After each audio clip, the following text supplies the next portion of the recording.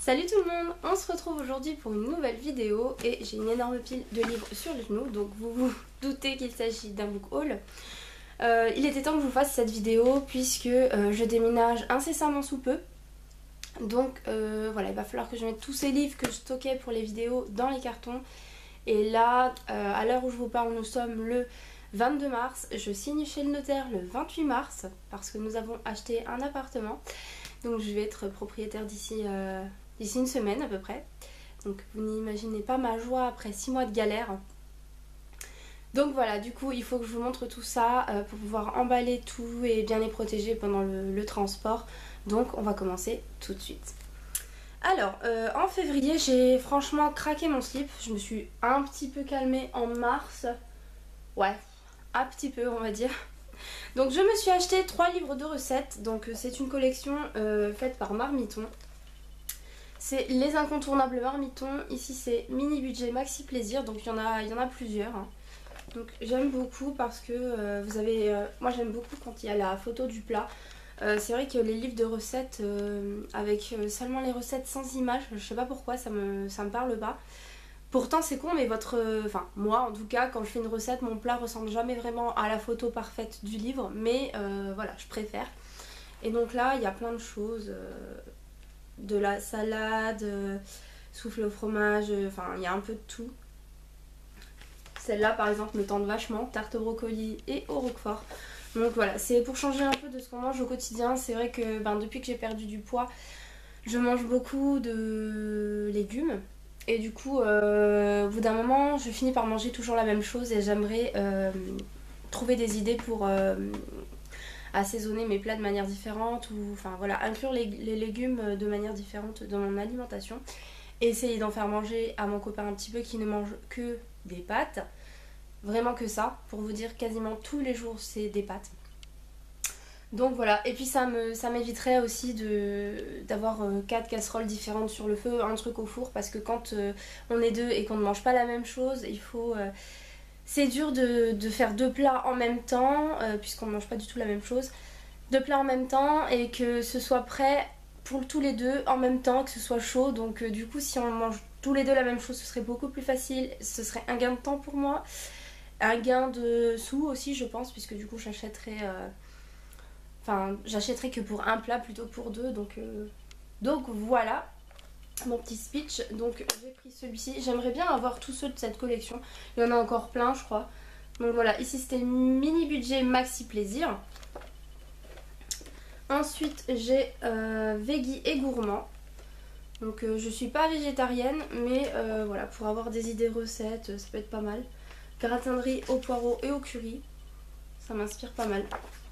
Bon alors mon copain il est très viande quand même. Donc pour lui il conçoit pas un plat sans viande, mais de temps en temps si j'arrive à lui en faire manger de ça, enfin inclure quelques légumes dans son alimentation, c'est pas plus mal. Je vais poser ça là-bas parce que c'est pas très pratique, voilà. Et enfin le dernier que je me suis pris, qu'est-ce qu'on mange ce soir? Je suis pas très centrée, voilà, ma couleur préférée, le orange. Je suis désolée pour le reflet de la fenêtre. Donc ici je pense que c'est plus des plats pour tous les jours, des idées originales, plein de recettes rapides. Ouais, il y a des gratins, crevettes au curry express, pâte à la carbonara, hamburger maison. Donc voilà, c'est plein de petites recettes très sympas. Donc là, les livres, chaque livre coûte 8,99 €. Donc je trouve ça très sympa. Je suis désolée pour le reflet. Et ils font combien de pages? À la fin, vous avez un index en fait qui vous donne tout le sommaire des recettes. Et il y a environ 146 pages, donc franchement ça a l'air vraiment bien. Tarte à la ratatouille et au chef, enfin voilà, bon mon copain n'aime pas le chef mais je pense qu'on peut remplacer par un autre fromage. En tout cas voilà, ça me tente vachement et je crois que j'ai vu, voilà dans la même collection on a à la fin d'autres livres. Donc il me manque l'Italie, ça me botte, j'ai la patate, la bonne soupe et fondu de chocolat. Donc j'aimerais bien tous les avoir, franchement pour 9 €, je trouve que ça vaut vachement le coup et puis les recettes ont l'air vachement simples, accessibles. Moi j'aime bien cuisiner mais pas la cuisine Cyril Lignac en fait. J'aime bien la cuisine qui m'est à moi accessible en termes de produits, parce que c'est vrai que des fois ils te demandent d'acheter des pistaches de je ne sais pas où, du nord de l'Irlande, de je ne sais où. Bref, on s'en fout s'il y a des pistaches en Irlande, j'en sais rien, mais c'est pour vous donner un exemple. Ou une épice dont t'as jamais entendu le nom et qui est introuvable, ou alors ça coûte 10 fois trop cher en magasin. Voilà, moi j'aime bien la cuisine qui est à la fois accessible en termes de produits, de prix, de temps, et qui soit familiale en fait. Voilà. Donc voilà, je trouve que c'est une bonne alternative pour changer un petit peu ce qu'on mange tous les jours. Donc voilà, 3 livres que je me suis acheté. Ensuite chez McDo j'ai récupéré une ancienne édition des séries de livres. Donc là c'était Les Fables de La Fontaine, Les Petits Secrets des Fables, et là c'est le numéro 5. J'en ai aucun de cette série puisque j'ai commencé à les collectionner bien après. Donc là c'est La Cigale et la Fourmi de Alexandre Jardin et Fred Muletier. Donc voilà, parfois il y a des clients qui les laissent, en fait faut savoir si vous êtes client chez McDonald's, je pense que tout le monde l'est à peu près. Si vous laissez vos jouets emballés en fait sous blister, vous pouvez les changer à n'importe quel moment et contre n'importe quel jouet d'une autre série. Tant qu'ils sont emballés, on les récupère, ce qui fait que du coup j'ai pu récupérer un livre qui est revenu puisque une dame voulait une nouvelle collection, donc voilà. La Cigale et la Fourmi. Ensuite j'ai craqué pour La Magie de Paris, le tome 1 de Olivier Gay, c'est publié chez Castelmore. Donc le tome 1 c'est Le Cœur et le Sable. J'aime beaucoup la couverture. Olivier Gay c'est un auteur que j'ai découvert il y a quelques années déjà. Je dirais il y a 3-4 ans. J'ai lu quelques-uns de ses livres et franchement j'adore son humour, sa plume. Et même en tant que personne, je trouve que, je le suis sur sa page, sur son compte Facebook et sur sa chaîne YouTube où il fait des mini vidéos en 1 minute. C'est quelqu'un qui a beaucoup d'humour, qui a l'air très très sympathique. J'ai déjà eu l'occasion de le rencontrer et de parler avec lui. Et voilà, je me suis donné pour mission de lectrice d'un jour réussir à lire toute sa bibliographie. Donc dès qu'il sort un livre, j'essaye de l'acheter. Donc je suis en retard, hein, j'ai plein de livres à acheter encore, mais voilà ceux qui me font le plus envie en ce moment. Donc La Magie de Paris, le tome 1. Et La Magie de Paris, le tome 2. Celui-ci je l'avais précommandé puisqu'il est sorti là, il y a courant mars je crois. Je sais plus, ça fait combien de temps que j'attends de vous le montrer, je ne me rappelle plus quand est-ce que je l'ai reçu exactement. Ça c'est le book haul de février, donc ça a dû être fin février début mars. Donc le tome 2 c'est Le Calme et la Tempête. Et il me semble que c'est une trilogie, si je dis pas de bêtises, et que le 3e tome sort bientôt, hein, peut-être courant avril-mai peut-être. Olivier Gay c'est quelqu'un qui écrit très très vite, donc du coup je pense qu'on aura la suite très très vite. Et ça c'est ça qui est bien, puisqu'en général on a envie tout de suite de connaître la suite. Donc voilà, j'aime beaucoup le visuel de cette série. Donc voilà, je compte me les lire avant les Imaginales. Je vais essayer parce que bon, avec le déménagement, donc là dans une semaine à peu près, 1 semaine et demie on déménage. Je vais avoir 1 semaine de congé, donc je vais essayer de me les caler pour pouvoir en parler avec lui aux Imaginales et pouvoir lui donner un peu mon avis, ce que j'en pense. Mais les avis sont extrêmement bons, donc je me fais pas du tout de soucis. Ensuite sur tous les livres qui vont suivre sont des achats d'occasion sur Price Minister. Je ne sais plus si j'en avais parlé dans ma vidéo résolution de 2018. Je compte acheter plus de poches. Bon là c'est pas du tout le cas en fait, hein. Mais je compte acheter plus de poches et de livres d'occasion. Et du coup tous les livres qui vont suivre je les ai achetés d'occasion. Donc je me suis acheté Samedi 14 novembre de Vincent Villeminot. Ça parle du 13 novembre, de la nuit du 13 au 14 novembre. Il faut savoir que le 13 novembre, c'est... Chaque attentat est horrible, hein, ça c'est... On peut pas dire le contraire, mais c'est vraiment l'attentat qui m'a vraiment marqué le plus, je crois, avec le 11 septembre bien sûr, où j'étais vraiment très petite et où j'ai vraiment compris ce qu'était un attentat à ce moment-là. Je sais pas comment vous dire ce que j'ai ressenti quand... En fait, il faut savoir que chez moi, ça fait à peu près 8 ans que je n'ai plus la télé à la maison, j'ai que Netflix. Et quand... donc du coup, les infos, je ne connais pas les infos, en fait. Je ne sais pas vraiment ce qui se passe. J'ai Facebook, où là, on voit un petit peu l'actualité et la radio le matin, avant d'aller au travail, mais c'est tout. Du coup, quand ça s'est passé, j'ai vu ça sur Facebook, je voyais tout le monde s'affoler. Enfin, voilà, quand j'ai allumé cette chaîne d'infos en continu, je suis restée scotchée en fait. Il y a des images qui partiront jamais de mon esprit, et pourtant je n'y étais pas. Alors voilà, je ne sais pas pourquoi celui-ci m'a touché plus qu'un autre parce que voilà, les attentats de janvier avec Charlie Hebdo étaient aussi tout à fait horribles. Mais je sais pas, celui-ci m'a marqué, je n'en ai pas dormi pendant des nuits. Et voilà, c'est vraiment... C'est là où j'ai réalisé qu'il fallait qu'on vive dans la peur en fait. Alors certains me diront que justement c'est ce qu'ils veulent, qu'il ne faut justement pas s'empêcher de sortir. Enfin moi ça m'a tellement marqué que je n'allais plus au cinéma, je n'allais plus dans... Et encore aujourd'hui ça s'est calmé, mais il suffit que j'aille voir Chloé par exemple, il y a 6 heures de train de chez moi à chez elle. C'est quelque chose qui ne me quitte pas si je vois quelqu'un avec... C'est totalement cliché et j'en suis consciente et je pense que peut-être je me ramasserai plein de commentaires désobligeants, mais c'est ce que j'ai ressenti moi à mon échelle.